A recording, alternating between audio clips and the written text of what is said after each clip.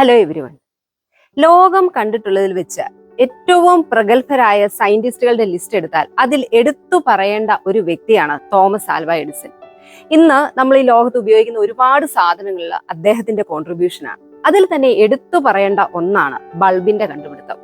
എന്നാൽ ഈ ബൾബിന്റെ കണ്ടുപിടുത്തത്തിലേക്ക് അദ്ദേഹം എത്തിച്ചേരുന്നത് ഏകദേശം 1000 തവണയോളം ആ ഒരു ശ്രമത്തിലേക്കുള്ള യാത്രയിൽ പരാജയം സംഭവിച്ചതിന് ശേഷമാണ്. എന്നാൽ പിന്നീട് ഈ ഒരു യാത്രയെക്കുറിച്ച് അദ്ദേഹം പറഞ്ഞത്, ഞാൻ എങ്ങനെ ലൈറ്റ് ബൾബ് സക്സസ് ആയിട്ട് കണ്ടുപിടിക്കാൻ സാധിക്കില്ല എന്ന് ഉള്ള 1000 വിജയകരമായ വഴികളിലൂടെ യാത്ര ചെയ്തിട്ടാണ് ഇതിന്റെ കണ്ടുപിടുത്തത്തിലേക്ക് എത്തി എന്നുള്ളതാണ്. അതായത് നമ്മളൊക്കെ 1000 തവണ പരാജയം എന്ന് പറയുന്ന ആ ഒരു വാക്ക് ഉപയോഗിക്കേണ്ട സ്ഥാനത്ത് അദ്ദേഹം ആ ഒരു ബൾബിന്റെ കണ്ടുപിടുത്തത്തിലേക്കുള്ള പരാജയം എന്ന് പറയുന്ന ആ യാത്രയെക്കുറിച്ച് പറഞ്ഞത് വിജയകരമായ വഴികൾ എന്നാണ്. ഇവിടെയാണ് ലൈഫിലെ സക്സസ് ആയിട്ടുള്ള വ്യക്തികളും നമ്മൾ സാധാരണ അല്ലെങ്കിൽ ലൈഫിൽ എപ്പോഴും ഒരു ചെറിയ ഒരു ഫെയിലിയർ വന്നാൽ വീണു പോകുന്ന മനുഷ്യരും തമ്മിലുള്ള വ്യത്യാസം. എന്തുകൊണ്ടാണ് നമ്മളൊക്കെ ഈ ഫെയിലിയർ അല്ലെങ്കിൽ പരാജയം എന്ന് പറയുമ്പോൾ ലൈഫിൽ ഇത്രമാത്രം ഭയക്കുന്നത്? പലപ്പോഴും നമ്മളൊക്കെ ഈ ഒരു ഫെയിലിയർ അല്ലെങ്കിൽ ഒരു എക്സാമിനോ അല്ലെങ്കിൽ ലൈഫിൽ ഏതെങ്കിലുമൊക്കെ ഒരു സിറ്റുവേഷനിലെ പരാജയം അനുഭവിച്ചിട്ടുള്ള വ്യക്തികളാണ് നമ്മളിൽ പലരും തന്നെ. എന്തുകൊണ്ടാണ് നമുക്ക് ഇതിനെ ഒന്ന് ഉൾക്കൊള്ളാൻ സാധിക്കാത്തത്? ഫെയിലിയർ എന്ന് പറയുന്നത് പലപ്പോഴും നമ്മളുടെ ഒരു പോരായ്മ അല്ലെങ്കിൽ ഒരു വീക്ക്നെസ് ആയിട്ടാണ് നമ്മൾ കാണുന്നത്.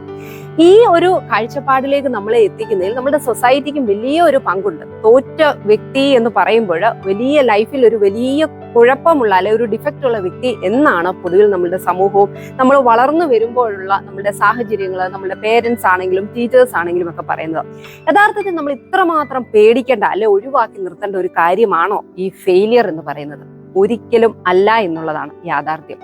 കാരണം നമ്മളൊന്ന് ചിന്തിച്ചു നോക്കി, എന്തെങ്കിലുമൊക്കെ ഒരു കാര്യം നമ്മൾ ചെയ്യാൻ തുടങ്ങുമ്പോൾ ആ ചെയ്യുമ്പോൾ തന്നെ അതിൽ വിജയിച്ചാൽ അതിന്റെ ഏറ്റവും നല്ല വേർഷനിലേക്ക് എത്താനായിട്ട് നമുക്ക് ഒരിക്കലും സാധിക്കില്ല എന്നുള്ളതാണ്. അവിടെ നമ്മൾ ഓർക്കേണ്ട ഒരു കാര്യം എന്ന് പറയുന്നത്, ഈ ഫെയിലിയർ നമ്മുടെ ലൈഫിൽ ഉണ്ടാകുമ്പോൾ സ്വാഭാവികമായിട്ട് നമ്മുടെ കോൺഫിഡൻസ് നഷ്ടപ്പെടും, ഒരല്പം വിഷമം ഉണ്ടാവുക എന്നുള്ളതൊക്കെ സ്വാഭാവികമാണ്. പക്ഷേ അവിടെ തന്നെ സ്റ്റക്കായി പോകാതെ ആ ഫെയിലിയർ എൻ്റെ ലൈഫിൽ ഉണ്ടായി, എനിക്ക് വിജയിക്കാൻ സാധിക്കില്ല എന്നുള്ള ഒരു മൈൻഡ് സെറ്റിൽ നമ്മൾ നിൽക്കാതെ മുൻപോട്ട് പോകാനായിട്ട് ശ്രമിക്കുമ്പോൾ മാത്രമേ നമുക്ക് ലൈഫിൽ വിജയിക്കാൻ സാധിക്കൂ. ജീവിതത്തിൽ വിജയം വരിച്ചവരൊക്കെയും തന്നെ ഇങ്ങനെയുള്ള ചിന്താഗതിയിലൂടെ പോയവരാണ്.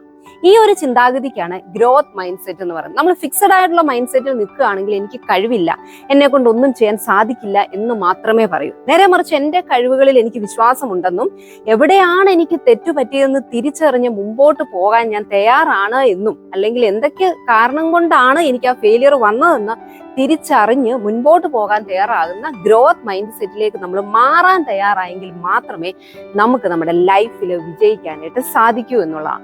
അതോടൊപ്പം തന്നെ നമ്മൾ എപ്പോഴും ഓർക്കേണ്ട ഒരു കാര്യം, പലപ്പോഴും പരാജയത്തിന്റെ മറ്റൊരു പ്രധാനപ്പെട്ട കാര്യം ആയിട്ട് നമ്മളല്ലെ കാരണമായിട്ട് പറയുന്നതെന്ന് പറഞ്ഞാൽ, നമ്മളുടെ ഗോള്, നമ്മളൊരു ലക്ഷ്യം വെക്കുമ്പോൾ അത് പലപ്പോഴും നമുക്ക് എത്തിപ്പെടാനായിട്ട് അല്ലെങ്കിൽ എത്തിപ്പിടിക്കാൻ സാധിക്കാത്ത തരത്തിലുള്ള ഗോളായിരിക്കും.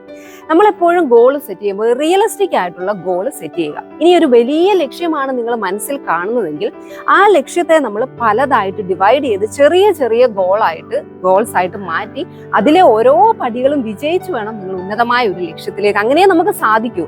ഒരിക്കലും ഒരു വലിയ ഗോളിലേക്ക് ഒറ്റയടിക്ക് നമുക്ക് എത്തിച്ചേരാനായിട്ട് പലപ്പോഴും സാധിക്കില്ല എന്നുള്ള യാഥാർത്ഥ്യവും നമ്മൾ തിരിച്ചറിയാനായിട്ട് തയ്യാറാകുക. അതോടൊപ്പം തന്നെ നമ്മൾ മാതാപിതാക്കളാണെങ്കിൽ എപ്പോഴും ശ്രദ്ധിക്കേണ്ട ഒരു കാര്യം, ഒരു പരാജയം നമ്മുടെ കുട്ടിക്ക് ഉണ്ടായാൽ അതിന്റെ പേരിൽ ഒരുപാട് കുട്ടികളെ വഴക്ക് പറഞ്ഞ് അവരുടെ മൈൻഡിൽ നമ്മൾ ഫ്യൂച്ചർ ജനറേഷനിൽ ഉള്ളവരെ നമ്മൾ വാർത്തെടുക്കേണ്ട ഉത്തരവാദിത്വം പേരൻസിനും ടീച്ചേഴ്സിനുമാണ്. അപ്പൊ എപ്പോഴും ഒരു ഫെയിലിയർ ഉണ്ടാവുമ്പോൾ നിന്നെ ഒന്നിനും കൊള്ളില്ല, അല്ലെ ഇതിൽ ഒരിക്കലും നിന്നെ കൊണ്ട് സാധിക്കില്ല എന്ന് പറയുന്നതിന് പകരം ഇവിടെ എന്താണ് നിനക്ക് ഈ ഒരു കാര്യം ഉണ്ടായത് എന്നുള്ളത് തിരിച്ചറിഞ്ഞ് ആ ഒരു കാര്യം തിരുത്തലുകളാണ് ആവശ്യം. എപ്പോഴും പരാജയത്തെ ഭയപ്പെടുകയല്ല വേണ്ടത്, എന്തുകൊണ്ട് ഒരു തോൽവി സംഭവിച്ചു എന്ന് തിരിച്ചറിഞ്ഞ് അടുത്ത തവണ അത് ആവർത്തിക്കാതിരിക്കുമ്പോഴാണ് നമ്മൾ വിജയത്തിലേക്കുള്ള യാത്ര അല്ലെങ്കിൽ നമ്മുടെ ലൈഫിൽ നമുക്ക് സക്സസ് ആയിട്ട് മുമ്പോട്ട് പോകാനായിട്ട് സാധിക്കും. അതുകൊണ്ട് തന്നെ എപ്പോഴും മനസ്സിലോർക്കുക, പരാജയം എന്ന് പറയുന്നത് ജീവിതത്തിലെ അവസാന വാക്കോ അല്ല എങ്കിലും നമ്മളുടെ ഒരു ബലഹീനതയായിട്ടോ കാണാതെ വിജയത്തിലേക്ക് അല്ലെ ജീവിതത്തിന്റെ ഒരു മുന്നോട്ടുള്ള പ്രയാണത്തിന് ഏറ്റവും അത്യാവശ്യമായ ഒരു ഘടകമാണ് എന്ന് മനസ്സിലാക്കി ആ ഒരു മൈൻഡ് സെറ്റിലേക്ക് നമ്മൾ വളരാൻ തയ്യാറാവുക. ഒരു ദിവസം കൊണ്ടൊന്നും നമുക്ക് ഇത് നേടിയെടുക്കാൻ സാധിക്കും. കാരണം നമ്മൾ ചെറുപ്പം മുതലേ നമ്മളുടെ ലൈഫിൽ കേട്ടു വളർന്ന ഒരു കാര്യമാണ് ഫെയിലിയർ എന്ന് പറയുന്നത് ഒരു വ്യക്തിയുടെ ഏറ്റവും വലിയ പോരായ്മയാണ് എന്നുള്ളത്. ആ ഒരു ചിന്താഗതി മാറ്റിയെടുക്കണമെങ്കിൽ നമ്മൾ നന്നായിട്ട് തന്നെ പരിശ്രമിക്കുക. നമ്മളോട് തന്നെ പറയുക, പരാജയം എന്ന് പറയുന്നത് നല്ലൊരു വിജയത്തിന്റെ മുമ്പിലുള്ള ഒരു ഘടകം മാത്രമാണ് എന്ന രീതിയിൽ നമ്മൾ നമ്മളെ തന്നെ പഠിപ്പിക്കുക.